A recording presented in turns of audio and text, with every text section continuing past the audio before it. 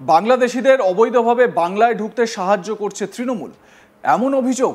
এ তো বিস্ফোরক অভিযোগ। এই রকম অভিযোগ বিভিন্ন সময় করা হয়েছে বিজেপির তরফ থেকে, আবার পাল্টা বিজেপির বিরুদ্ধে অভিযোগ সানিয়েছে তৃণমূলও।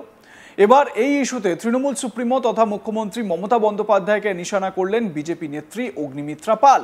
অগ্নিমিত্রা বলেন, বাংলাদেশের নাগরিক এখানে এসে ইমাম ভাতা পাচ্ছে, তার ডকুমেন্ট কে বানিয়ে দিল? তৃণমূলের যারা জনপ্রতিনিধি তারাই বানিয়ে দিচ্ছে। মুখ্যমন্ত্রী মমতা বন্দ্যোপাধ্যায় ভোট ব্যাংকের জন্য বাংলাদেশের জিহাদি হোক বা এই ধরনের ইমাম তাদের ঢোকাচ্ছেন। ৭২টা বিএসএফ পোস্টের জন্য জমি চাওয়া হয়েছিল, জমি দেওয়া হয়নি, সেই জায়গাগুলো ফাঁকা রয়েছে, সেই ফাঁকা জায়গা দিয়ে লোক ঢুকছে। শুনে নেওয়া যাক অগ্নিমিত্রা পাল কি বলেছেন। এটা তো আমাদের মুখ্যমন্ত্রী মমতা বন্দ্যোপাধ্যায়ের আশীর্বাদেই এই জিনিসগুলো হয়। কারণ আজকে ইমাম ভাতা পাওয়ার জন্য তার ভোটার কার্ড, আধার কার্ড দরকার। আজকে বাংলাদেশের নাগরিক এসে এখানে ইমাম ভাতা পাচ্ছে, তার ডকুমেন্টসগুলো কে বানিয়ে দিল? তৃণমূলের যারা জনপ্রতিনিধি তারাই তো বানিয়ে দিচ্ছে। এর আগে আমরা দেখেছি আনসারুল বাংলার জঙ্গি আমাদের সাদ আলী, 2 জায়গায় তার ভোটার কার্ড। তার কোন ফুপার মানে মেয়ে, মানে পিস্তত বোন আর কি, সে তৃণমূলের জনপ্রতিনিধি, পঞ্চায়েত মেম্বার, সে বানিয়ে দিয়েছে তার জঙ্গি।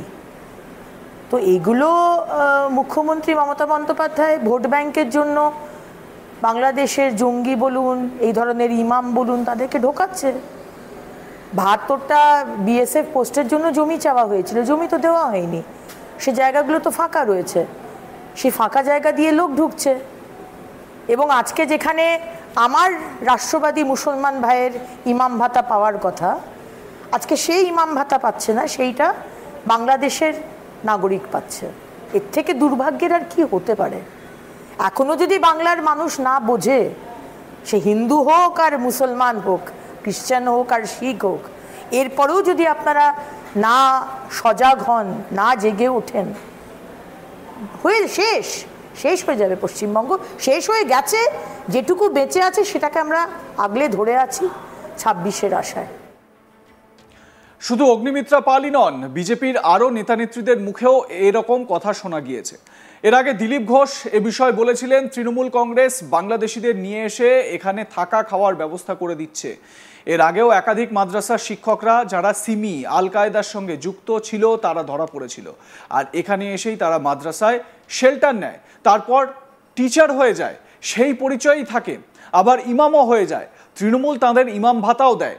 বাংলাদেশিরা এখানে এসে ইমাম ভাতা, বিধবা ভাতা থেকে শুরু করে লক্ষ্মীর ভাণ্ডার, লোন, সমস্ত সুযোগ সুবিধাই পাচ্ছে। তারা আবার ওবিসি সার্টিফিকেটও পেয়ে যাচ্ছে। এরাই ভোটে জেতাচ্ছে। শোনাবো দিলীপ ঘোষের বক্তব্য। এক তো ঠিক যে টিএমসি বাংলাদেশে নিয়ে এসে এখানে রাখার ব্যবস্থা, থাকা খাওয়ার ব্যবস্থা করে দিচ্ছে।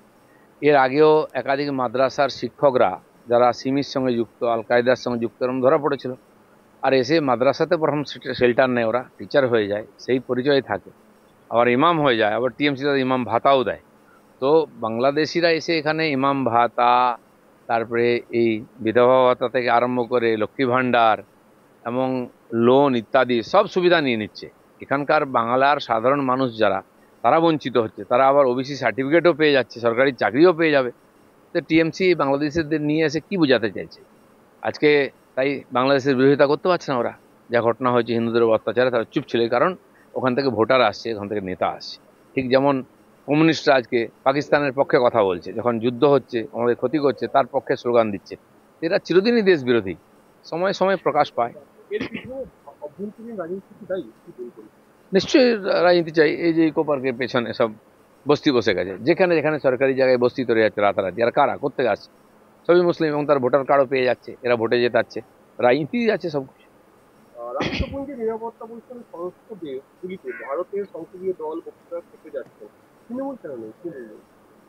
তৃণমূল বাংলাদেশের বিরুদ্ধেও বলবে না, পাকিস্তানের বিরুদ্ধে বলবে না। মুসলিম ভোটের জন্য, যেহেতু পাকিস্তানের সঙ্গে লড়াই হচ্ছে, তো অ্যান্টি মুসলিম হয়ে যাবে, তাই তারা যাবে না। এদের কাছে দেশ নয়, এদেরকে আমাদের সমাজ নয়, এদেরকে রাজনীতি বড়। এদেরকে চিনে রাখুন এই সময়। প্রসঙ্গত, দীর্ঘ 16 বছর ধরে অবৈধভাবে ভারতে বসবাস করার যে ঘটনা, সেই ঘটনা সম্প্রতি ধরা পড়েছে। এক বাংলাদেশি নাগরিক 16 বছর ধরে বসবাস করছিলেন। ধৃতের নাম মাহির মোল্লা, বয়স 25। অবশেষে ধরা পড়ল মুর্শিদাবাদের কান্দি থানার হিজলের গোপালপুর থেকে। পুলিশ সূত্রে জানা গিয়েছে মাহির মোল্লা নামের ওই যুবকের বাড়ি বাংলাদেশের নড়াইল জেলার শেখাতি গ্রামে। 2008 সালে অবৈধভাবে ভারতে প্রবেশ করেছিল সে। তারপর থেকে কান্দির গোপালপুরে বসবাস শুরু করে। সেখানেই বিয়ে করে সংসার পাতে থাকতে শুরু করে শ্বশুর বাড়িতে। তবে ছিল না কোনো বৈধ কাগজপত্র। এদিকে ইতিমধ্যেই পুলিশের কাছেও খবর পৌঁছায়।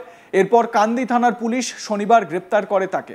সূত্রের খবর, কিভাবে সে ভারতে এসেছিল, কার বা কাদের সহযোগিতায় এখানে বসবাস শুরু করলো, সেই সমস্ত বিষয় জানার চেষ্টা করছেন তদন্তকারীরা। কিন্তু এই অভিযোগ পাল্টা অভিযোগের মধ্যে এটাও তো সত্যি যে পশ্চিমবঙ্গে বাংলাদেশিরা অনুপ্রবেশ করছে, জায়গা জায়গা থেকে অনুপ্রবেশ হচ্ছে, সীমান্তবর্তী গ্রামগুলোতে অনুপ্রবেশ হচ্ছে এবং এরা এখানে তারা ভোটার কার্ড, আধার কার্ড, বিভিন্ন নথিপত্র পেয়ে যাচ্ছে। কিভাবে তারা এগুলো পাচ্ছে? প্রথম কথা, বিএসএফ এর বিরুদ্ধে তৃণমূল কংগ্রেসের তরফ থেকে অভিযোগ তোলা হয় বারবার।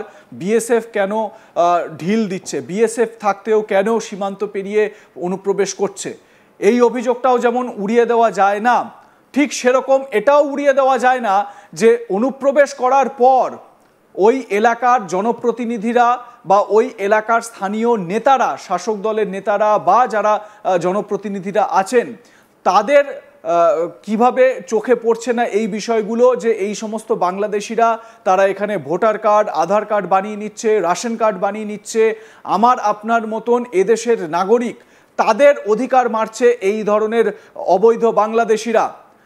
আমাদের ভোটাধিকার, সেই ভোটাধিকারের জায়গায় এদের ভোটাধিকার তৈরি হচ্ছে। আমাদের যে প্রাপ্য সুযোগ সুবিধা, সেই জায়গায় কি করে এই সমস্ত অবৈধ বাংলাদেশিদের অধিকার জন্মাচ্ছে। কিভাবে এখানে এসে তাদেরকে এই সমস্ত ডকুমেন্টেশন করে দেওয়া হচ্ছে। চিনে নিতে হবে এখানে, মানে ভারতের মধ্যে যে সমস্ত দালালরা রয়েছে, গদ্দাররা রয়েছে, যারা বাংলাদেশিদের এক্ষেত্রে সব রকম সুযোগ সুবিধার ব্যবস্থা করে দিচ্ছে, তাদেরকে পাকড়াও করতে হবে, তাদেরকে উচিত শিক্ষা দেওয়ার সময় কিন্তু এসে গিয়েছে। পরিস্থিতি জটিল হচ্ছে। আগামী দিনে যদি ডেমোগ্রাফি চেঞ্জ হয়ে যায়, যদিও সেই ডেমোগ্রাফি চেঞ্জ হওয়ার যে সায়েন্টিফিক সারবত্তা, সেই সারবত্তা এ নিয়ে যারা চর্চা করেন তারা খুঁজে পাচ্ছেন না। কিন্তু পশ্চিমবঙ্গের টোটাল জনসংখ্যার মধ্যে যদি একজন বাংলাদেশীও অনুপ্রবেশ করে ঢুকে থাকেন, তাহলেও সেই সুযোগ সুবিধাগুলো কেন সেই বাংলাদেশি নাগরিক পাবেন? সবথেকে বড় প্রশ্ন এটাই। তবে উদ্বেগের আরও বিষয় হচ্ছে, এই বাংলাদেশিরা যে শুধু এখানেই থাকছে এরকম নয়, ভারতের বিভিন্ন প্রান্তে ছড়িয়ে পড়ছে। আশঙ্কা জাগছে নাশকতার। আপনাদের মতামত কি জানাতে ভুলবেন না। দেখতে থাকুন আজ তাক বাংলা। সাবস্ক্রাইব করুন আমাদের ইউটিউব চ্যানেলটি, বেল আইকন প্রেস করুন নোটিফিকেশন পেতে।